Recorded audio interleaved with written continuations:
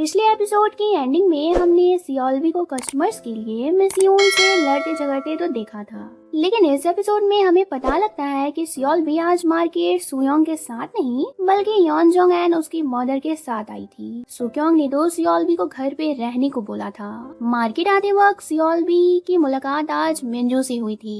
मिंजू ने सियोल्वी से कहा है कि अगर तुम घर वापस नहीं लौटी तो तुम्हारी वजह से मेरे डैड सुक्योंग को नुकसान पहुंचाएंगे, जो कि तुम भी नहीं ही चाहती हो, इसलिए तुम जल्द से जल्द घर वापस आ जाओ। मिंजू की बात को सुनकर सियोल्वी का मूड ऑफ हो जाता है। वो सुक्योंग को छोड़ के कहीं भी नहीं जाना चाहती है। खैर, जैसे ही सियोल्वी अब सुक्योंग का चेहरा देखती है तो उसकी उदासी गायब हो जाती है। वो ये सोच के खुश हो जाती है कि ये मेरी लाइफ है और मेरा जहाँ मन करेगा मैं वहीं रहूंगी। फिर हमें जैंग क्योंग को दिखाया जाता है, जो कि अब्रॉड से 2 साल के बाद कोरिया आई है और ये लड़की मिंजू की फियांसे है। पर मिंजू जैंग क्योंग से शादी करना तो दूर की बात, वो जैंग क्योंग को लाइक तक नहीं करता है। मिंजू अपने डैड से कहता भी है कि मैं सियोल्वी के रहते किसी और से शादी कैसे करूंगा और क्या होगा जब जैंग क्योंग को सियोल्वी के बारे में पता चलेगा। तो इसमें मिस्टर शॉन कहते हैं कि सियोल्वी सिर्फ तुम्हारा लकी चार्म है, इसके अलावा उसका तुम्हारी लाइफ में कोई भी इम्पोर्टेंस नहीं है। ये बोलने के बाद मिस्टर शॉन अब कुछ वेयर सी बातें भी कहने लगते हैं कि सियोल्वी जितना ज्यादा लोगों के बीच रहेगी उतना ही ज्यादा वो एक मॉन्स्टर बनती जाएगी। मिस्टर शॉन ने ऐसा क्यों बोला है और सियोल्वी की असलियत क्या है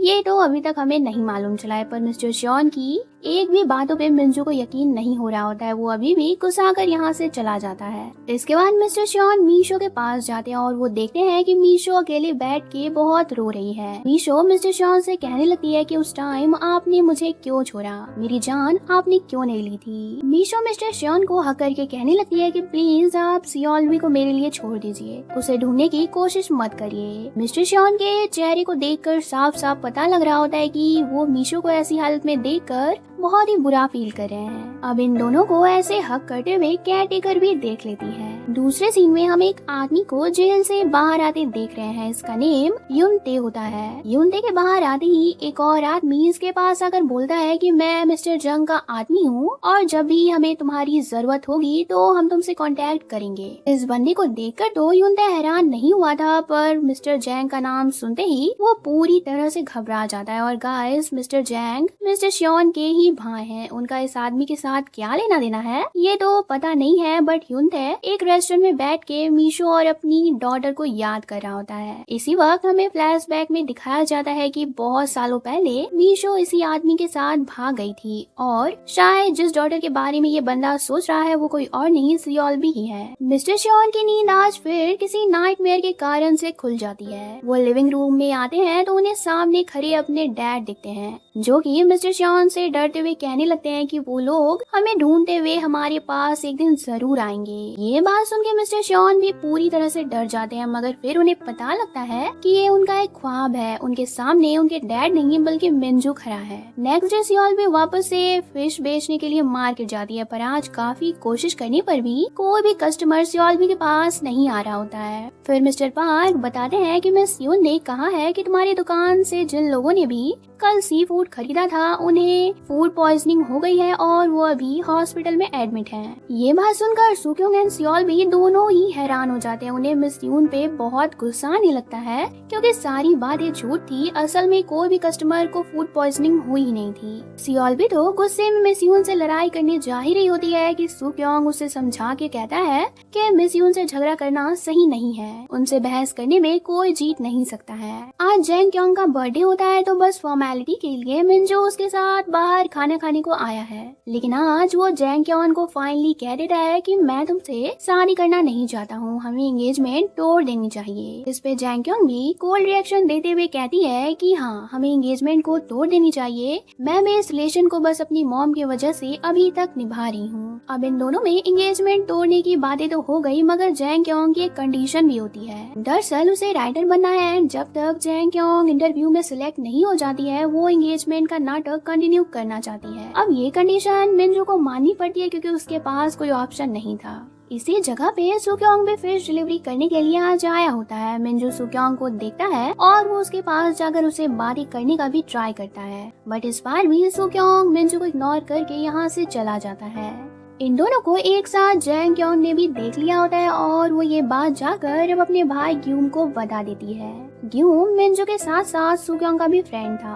ग्यून को तो यही मालूम था कि सुक्योंग 2 साल पहले ही मर चुका है, पर जैक्योंग की बात सुनकर वो भी मिंजू को कॉल करके सुक्योंग के बारे में पूछने लगता है। मिंजू ग्यून को जब तक कुछ बताता कि तब तक मिस्टर श्योन उसके पास आ जाते हैं और इसलिए मिंजू घबराहट में फोन रख देता है। इधर सियोलबी के बारे में मिस्टर जैंग के बेटे डोंगशिक को भी आज पता चल गया है। वो सोचता है कि सियोलबी मिस्टर श्योन की डॉटर और मिंजू की बहन है, लेकिन इस बात की क्लियरिटी के लिए ये उस हॉस्पिटल में पहुंच जाता है जिसमें मिस्टर श्योन ने अपने जान पहचान के लोगों को एडमिट करवा रखा था। देखने पे तो ये हॉस्पिटल में सिर्फ मेंटल पेशेंट ही मिलते हैं और ऐसा इसलिए है क्योंकि मिस्टर श्योन का राज जो भी बंदा जान लेता है, मिस्टर श्योन उसे पागल करार दे करके इसी हॉस्पिटल में भेज देते हैं। फिर डोंगशिक यहाँ सियोलबी की पुरानी केयरटेकर जो कि सालों से मिस्टर श्योन के कहने पे सियोलबी एंड मीशो की देखरेख करती आ रही थी, उससे मिलता है।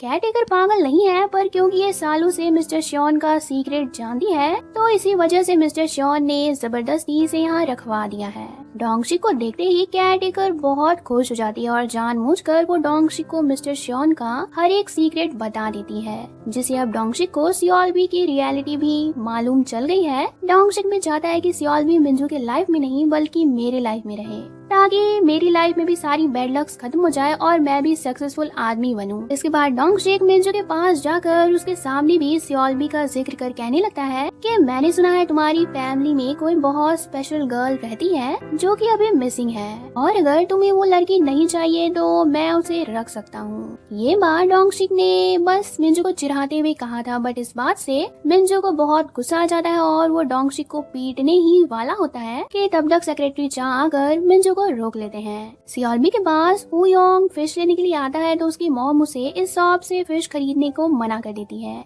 क्योंकि मिस यून ने ये अफवाह फैला दिया है कि इनके फिश में कीड़े लगे होते हैं और ये लोग कस्टमर्स को बुद्धू बना के फिश बेचना चाह रहे हैं। सियोलबी को इस बार तो मिस यून पे और भी ज्यादा गुस्सा आ जाता है। वो गुस्से में मिस यून से लड़ाई करने को चली जाती है, मगर रास्ते में ही मिस यून के हस्बैंड मिस्टर यून सियोलबी से टकरा जाते हैं। सियोलबी का हाथ उनमें टच होता है जिससे सियोलबी को इनका फ्यूचर भी दिखाई देता है, जिसमें कैट से रिलेटेड कुछ बातें होती हैं। फिर सेम यही चीज सियोलबी को मिस यून के हाथ टच करने पे भी दिखाई देती है। सियोलबी अब डायरेक्टली मिस यून से कैट के बारे में हर बात पूछ लेती है तो पता लगता है कि मिस यून के हस्बैंड एक वर्चुअल कॉइन जिसपे कैट की पिक्चर बनी हुई है उसे लोगों को खरीदने के लिए बोल रहे हैं। ये काम इलीगल होने के साथ साथ फ्रॉड भी है, पर पैसों के लिए मिस यून के हस्बैंड ऐसा कर ही जा रहे हैं। अब सुक्योंग सियोलबी को ढूंढते हुए यहाँ पहुँच जाता है तो सियोलबी उसे भी सारी बातें बता देती है, जिससे ये लोग साथ मिलकर मिस यून के हस्बैंड को वर्चुअल कॉइन बेचने से रोकने के लिए चले जाते हैं। इन लोगों की वजह से ही मिस्टर यॉन अब वर्चुअल कॉइन नहीं बेच पाते हैं क्योंकि सुक्योंग उन्हें बहुत समझाता है और मिस यून भी अपने हस्बैंड को 2-4 मीठी मीठी बातें बोलकर रोक लेती है। सियोलबी एंड सुक्योंग की वजह से आज मिस यून के हस्बैंड फ्रॉड करने से और इलीगल काम करने से बच गए हैं, इसलिए मिस यून सियोलबी एंड सुक्योंग को इस हेल्प के लिए रात में ट्रीट देने बुला लेती है। धीरे धीरे ही सही, बट सियोलबी इस मार्केट के लोगों का दिल जीतते जा रही है। हर कोई अब सियोलबी की वजह से सुक्योंग को भी लाइक करने लगा है। लाइफ में पहली बार सियोलबी आज ड्रिंक करती है और देखते देखते वो इतना पी लेती है कि नशे की हालत में सुक्योंग जब उसे घर ले जा रहा होता है तो वो उसकी शर्ट पे वॉमिट कर देती है